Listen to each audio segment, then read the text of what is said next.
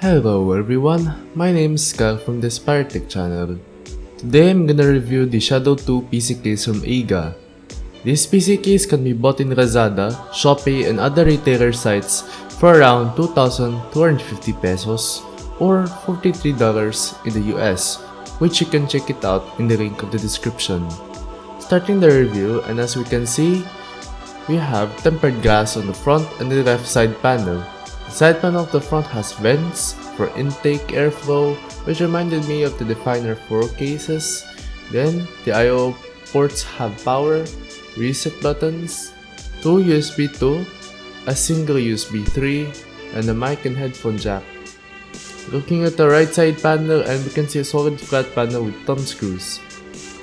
And for the left panel, it uses 4 mounting screws to open the TG side panel. Looking at the back, we can see a PSU shroud at the bottom, 7 expansion slots which are not removable and painful to remove, a 120mm fan which can be moved up and down depending on your aesthetics, and a hole for your I/O shield to fit. At the top of the case, we can see a large dust filter and mounts for 140 and 120mm fans, and a 240 rad or a single rad which can be mounted on top. In the bottom of the case, we can see 4 screws which we'll see in a moment in this video, and a dust filter for this PSU which is fiddly. Well, that's what we're expecting for a $43 case. Measuring the case, in this PC case is about 405mm tall, 205mm wide, and 452mm long. Removing the 4 mounts of the tempered glass side panel and opening the case, we can see a shroud with 3 holes on top of the shroud for I/O cables to pass through in and for the PCI cables to go through. We can see 2 2.5-inch drives mounts next to the motherboard with a hole for the cables to go through. There are 6 holes for your cables to pass through and a hole for your I/O ports to pass in. The case supports ATX, Micro ATX, and Mini ITX motherboards.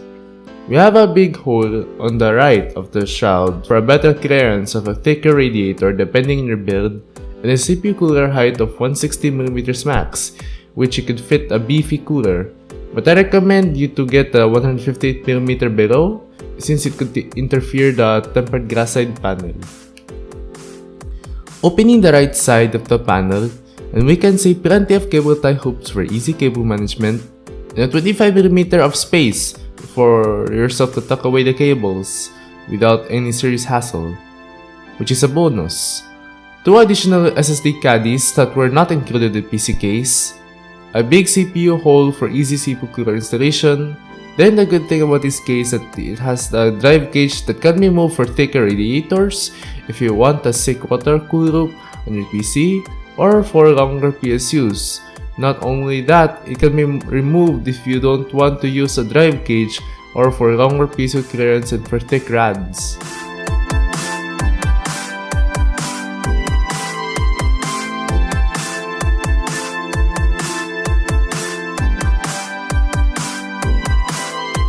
Opening the front, which has the I/O cables attached, which I don't like, we can see that it has 3 mounts for 120mm fans, or you can fit a 280 rad up to a single rad depending on your build. But the only thing that is missing on this case is that there is no dust filter, which means there's gonna be lots of dust coming inside of your case, and I had to clean it after 2 to 3 months of use, making it really a hassle, which is not nice to see. Note: do not put your fans on front of the case because you're blocking the healthy airflow, making your PC hot. I recommend putting the fans at the back like I did in this build. The accessories are just your standard screws for your PC case and cable ties for cable management. An instructions manual for the new builders, which is kinda cool to look at. And now for the full build. Let's start.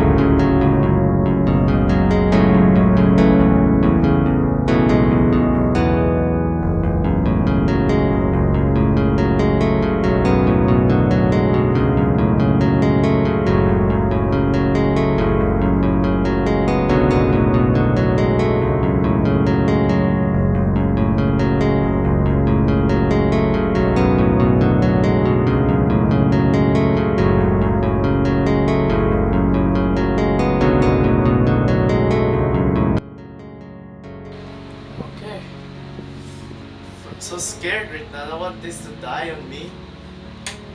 Right. 3, 2, 1.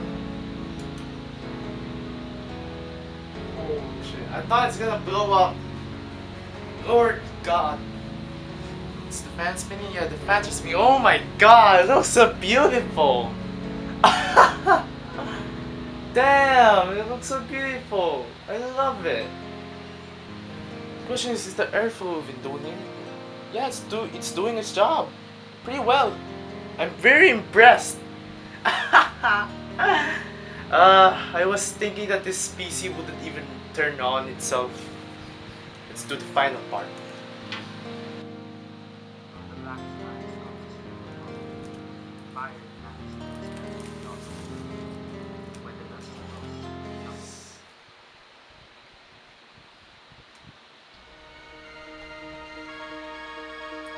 The build went flawless, and as you can see, the PC case looks gorgeous.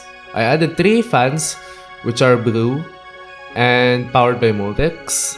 I mounted my 240mm radiator on top, and I didn't add a 120mm fan on the back because the fan that I scrapped from our internet cafe can't be mounted since the hole is too big for the PC case fan screws to fit. Shame. I pushed the drive case to the PSU and mounted my 2 hard drives, which you just slide it in or just mounted it in next to the motherboard since there are no caddies. And yes, the cable management in this case is flawless with no hiccups and problems. And it gets even more easier because of the space for the cables is just too wide, making it really easy to tuck away cables and closing the side panel without pushing it too much or seeing your side panel bend, which happens to my previous case. The good thing is it has cable ties with the accessories, which is a bonus. I'm happy with the build, but the only disappointment with this PC case is that there is no dust filter on the front. I'd be happy if there's one, just for easy cleaning on the front. Another issue I'm having is when I was installing the slot screw cover bracket, which forced me to leave it because the screw is just tiny millimeters away and gives me a ton of hassle when mounting it back with the graphics card.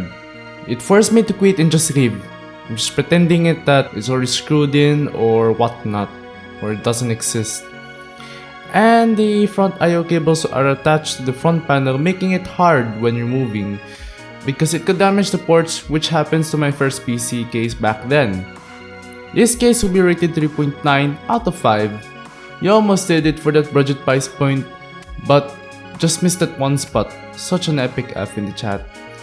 Thank you guys for watching this video. If you did, please hit that like and subscribe to my channel for more reviews and builds.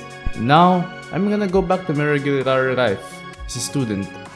And I'll see you guys later. See ya!